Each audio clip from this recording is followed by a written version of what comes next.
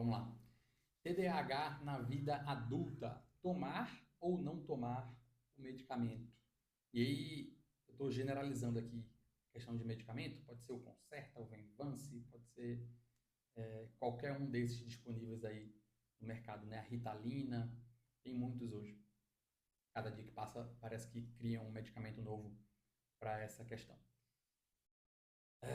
Quando eu fui diagnosticado, e aí quando eu fui diagnosticado com muitas aspas, porque eu fiz o processo de avaliação neuropsicológica, que é o processo que entrega ali um laudo no final para atestar que você é TDAH. Eu fui até a última consulta. Na verdade, eu faltei a última consulta. Eu abandonei o processo, faltando ali 45 minutos de avaliação da profissional. Como todo bom TDAH. Todo bom TDAH não se forma, troca de trabalho o tempo inteiro e tem uma dificuldade gigantesca em finalizar o que começa. Até aquele momento da minha vida era só caos. Então eu não entendia por que eu tinha os desafios e os problemas que eu tinha. E eles sempre se repetiam de forma cíclica. E aí, muito por conta da minha esposa, que eu conheci na época que eu fiz a avaliação neuropsicológica, eu conheci a Priscila um ano antes de fazer a avaliação. Ela tinha o laudo do TDAH, ela é TDAH também, e algumas coisas batiam dos nossos comportamentos e outras coisas eram muito diferentes. Só que o TDAH tem os dois aspectos, né? Você tem o déficit de atenção e você tem a hiperatividade. Minha esposa tem muito mais a questão do déficit de atenção. Eu tenho muito mais a questão da hiperatividade e da dificuldade de me concentrar. Muito por conta dela, eu comecei a olhar para essa possibilidade de forma mais objetiva e isso me fez ir lá e buscar a bendita da avaliação neuropsicológica. Por que eu não terminei o processo e por que eu estou trazendo esse assunto aqui à tona? Tomar ou não tomar o medicamento. Hoje eu não tomo nenhum medicamento. E aí eu tenho que reconhecer aqui, para que esse vídeo faça sentido, eu preciso reconhecer que eu tomei o medicamento sem o acompanhamento médico. Eu tomei por 2 meses, mais ou menos. O medicamento mais fraco, com muitas aspas de novo, na dosagem mais fraca. Os primeiros dias foram muito interessantes. Eu lembro que a primeira vez que eu tomei, no meio do dia, assim, eu chorei. Falei, caraca, é assim. Isso é ter a capacidade de se concentrar em qualquer coisa que você quer se concentrar, não simplesmente ficar lutando quando você não tem interesse genuíno no assunto. Foi muito interessante na primeira semana, até a segunda semana. E aí, passado esse período inicial, eu comecei a sentir muita ansiedade, muita mesmo, assim. Eu descobri, na verdade, o que de fato era ansiedade. Eu achava que eu sabia o que era ansiedade e o medicamento me fez descobrir que eu não fazia a mínima ideia. Era só frescura o que eu tinha. Ansiedade não era. E aí eu comecei a ter alguns episódios de ansiedade, de assim me preocupar e ficar ansioso e ficar tremendo porque eu tinha que levar meus filhos na escola. Então não tinha nenhum sentido racionalmente falando, mas eu tinha episódios de ansiedade em situações muito curiosas. Comecei a ter. E aí isso acendeu uma luzinha na minha cabeça. Isso foi antes da avaliação, se eu não me engano. Não me lembro agora a janela de tempo. Foi entre conhecer minha esposa e fazer a avaliação neuropsicológica. Que eu tomei o medicamento, né? Sem recomendação médica. E aí isso acendeu uma luz na minha cabeça. Eu falei, tá. Primeiro, eu parei, né? Eu tomei ali 2, 3 semanas e parei. Eu falei, não é isso aqui. Eu não quero viver desse jeito. E aí isso me acendeu uma luz, que foi: eu vou fazer uma avaliação neuropsicológica, eu vou buscar entender se de fato eu tenho esse problema, se eu tenho esse padrão. É difícil até dissociar TDAH de problema, de doença, porque eu sempre vi dessa forma, de muitos anos atrás. Mas enfim. E o que me fez refletir nessa época, né, por conta desses efeitos colaterais, foi, tá, primeiro, eu não quero viver desse jeito. Eu quero entender se eu realmente sou TDAH, eu vou fazer a avaliação neuropsicológica, mas enquanto isso eu vou estudar para entender quais são os efeitos colaterais do medicamento. Ah, mas você tomou sem recomendação médica, por isso que você teve problema. Não, não foi por isso. E o ponto não é esse. Muitas pessoas têm, a maioria, na verdade, vai ter algum efeito colateral. O uso contínuo por longos períodos vai trazer problemas. Mas a grande questão não foi só esse efeito colateral inicial que me fez pensar em não tomar mais. O principal ponto foi, existem muitos outros efeitos colaterais e eu não estou disposto a enfrentá-los. Então, enquanto eu buscava a avaliação neuropsicológica e o laudo, eu comecei a estudar para entender, tá, que outros remédios existem, quais são os efeitos colaterais, qual é a frequência, com que frequência as pessoas passam por problemas de efeitos colaterais com esse tipo de medicamento, quais são os riscos de médio e longo prazo, o que já existe de estudo, estudo de períodos mais longos, né? Porque é isso, você falar sobre efeito colateral de longo prazo, você precisa necessariamente que um grupo grande de pessoas seja exposto a um tipo específico de medicamento por um longo período. Então, eu comecei a buscar e comecei a ver que existiam muitos problemas, além da ansiedade, com relação ao uso continuado ali do medicamento. E aí eu decidi ali que eu ia buscar uma forma de lidar com o TDAH, com o padrão, os padrões do TDAH, de forma natural. Então, começou ali minha jornada para entender, tá? Primeiro, né? Quais são os padrões? O que acontece? O fato de eu ser TDAH gera que tipo de diferença, de modificação na minha dinâmica? E aí eu comecei a escrever sobre isso, anotar no caderno, eu sempre tenho um caderno na mão, comecei a anotar muito, comecei a mapear. Então, quando eu cheguei para a avaliadora, na avaliação neuropsicológica, para entender o que estava acontecendo, eu já tinha muito bem mapeado. Ó, eu sei quanto tempo, de quanto em quanto tempo, né? Qual é o meu ciclo de interesse nos assuntos, o que acontece no começo, o que acontece no final, o que acontece depois que o ciclo se quebra e eu perco o interesse no tema. Qual é o efeito disso no meu trabalho? Qual é o efeito disso nas minhas relações? Qual é o efeito disso na minha saúde? Então, eu trouxe uma porrada de informação para a avaliadora e foi muito curioso, porque mais de 90% do que eu trouxe para ela batia, de fato, com o que ela tinha ali de literatura falando sobre o TDAH. Então, eu senti que ela ficou até mais tranquila, porque acontece muito hoje, né, das pessoas irem para avaliação neuropsicológica para conseguir um laudo simplesmente porque elas querem tomar remédio, não porque elas necessariamente têm o padrão. E eu sinto que às vezes isso, para alguns profissionais, é complicado de gerenciar, né?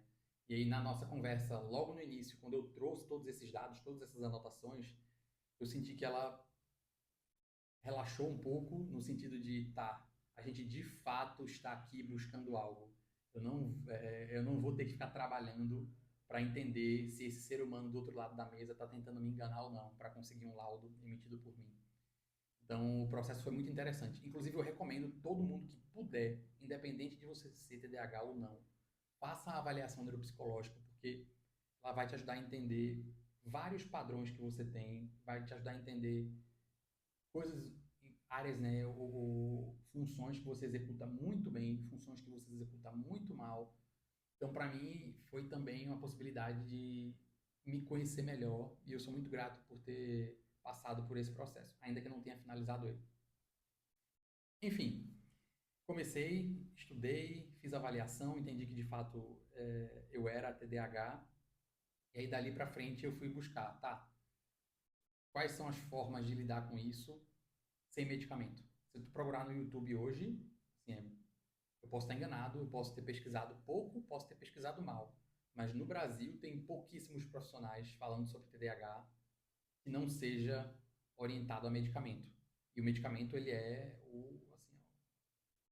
o santo graal dessas pessoas. Eu entendo que o medicamento ajuda as pessoas a se tornarem funcionais. Tem muita gente que não é funcional, não consegue ter uma vida decente, trabalhar, se relacionar, e o medicamento auxilia, ele traz você um pouco para um padrão mais neurotípico, mas, cara, quando tu vai para os Estados Unidos, por exemplo, tu vai procurar conteúdo em inglês, tu vai ter desde nutricionistas, nutrólogos, até médicos, até psiquiatras e terapeutas que falam sobre abordagens sem o medicamento, que param para analisar os padrões, para identificar os buracos e para suprir esses problemas sem necessariamente ter que te enfiar num remédio que é fortíssimo, que é extremamente problemático. E aí não adianta dizer que não é, porque eu conheço pessoas que tomam há muitos anos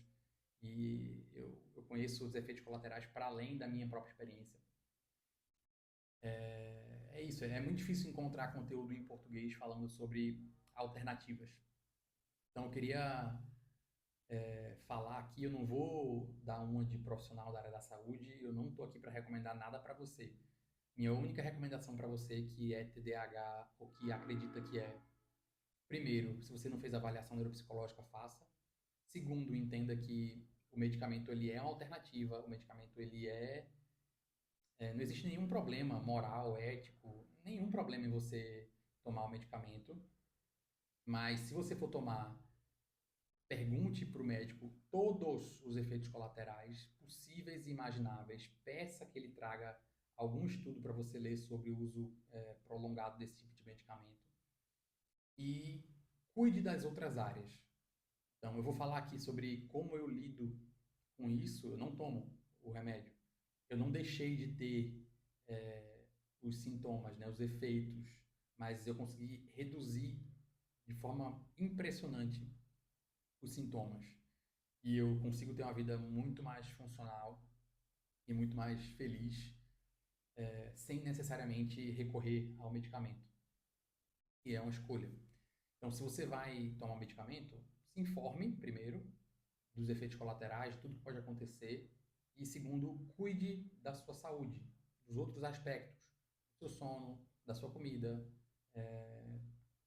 enfim, de tudo que você sabe hoje já que pode acabar interferindo na sua dinâmica. Então, beleza, vai tomar? Se informa. Não quer, ou por ter uma visão parecida com a minha, eu sou meio resistente a medicamentos de uso contínuo. Se você está sofrendo com o uso hoje, ou se você nem quer começar a utilizar, quer mudar a sua dinâmica para reduzir os sintomas e conseguir ter uma vida melhor, o que eu te diria, né? O primeiro ponto para tu buscar é nutrição. Então, hoje eu faço uma dieta low carb. Em alguns momentos, ela se assemelha com uma dieta cetogênica. Então, eu como pouquíssimo carboidrato. Eu como carne, ovos, fruta e bebo água. Então, uma exceção ou outra, um leite em pó, que eu vou colocar em alguma coisa ali, um café com leite que eu tomo, sem açúcar. Mas basicamente minhas refeições são carne, todo tipo de carne possível, principalmente carne vermelha, ovos e fruta. Fruta geralmente maçã, banana ou uva, em pouquíssimas quantidades depois da refeição. Eu não fico fazendo lanchinho com fruta. Acontece, mas não é o padrão. Geralmente eu vou comer a fruta 15, 20 minutos depois de almoçar ou de tomar café da manhã. São duas refeições que eu tenho. Então, o principal ponto é a nutrição, ela tem um efeito impressionante, não só no TDAH, mas em outras áreas da vida, né? Quando você começa a corrigir a alimentação, e é difícil pra cacete corrigir a alimentação. Quem disser que é fácil mexer em dieta é um mentiroso do caramba. É difícil de mexer em dieta. Eu tô há 2 para 3 meses trabalhando nesse formato e eu já me sinto adaptado. Eu já não sinto mais aquela vontade de comer tanto assim o carboidrato e o açúcar. Então, via de regra, na minha alimentação, eu vou comer essas coisas que eu falei e eu vou evitar. Hoje vai acontecer ali uma vez no mês eu comer alguma coisa que tem açúcar adicionado. Então, eu pego um chocolate 70, 80%. Eu pego um suco, sei lá, compro um suco, estou num lugar, preciso beber alguma coisa, não tenho água, eu vou e bebo um suco. Não bebo refrigerante. forma nenhuma bebida gaseificada. E olha que eu adoro bebida com gás. No máximo, água com gás. Mas ainda assim eu evito. Então, a alimentação, para mim, é um dos pilares fundamentais. Conectado com a alimentação, você tem a suplementação. E aí, quando você come pouco carboidrato ou nenhum carboidrato, o recomendado é que você preste mais atenção em potássio, sódio e magnésio, para você não deixar os eletrólitos, né, que a gente chama, ficarem muito baixos, porque você pode ter problemas e acabar colocando a culpa na dieta, não é a culpa da dieta. E outra questão em termos de suplementação, eu tomo magnésio, treonato, mas você pode tomar qualquer magnésio. Eu tomo vitamina D, eu tomo ômega 3. E aí talvez você se pergunte, tá deixando de tomar remédio, tá tomando um monte de remédio. Suplemento, né? Suplemento não é remédio, não gera vício e geralmente é muito mais barato do que o medicamento que o mercado oferece pra gente para tratar essa questão. Mas alimentação e suplementação, e aí depois vai vir atividade física.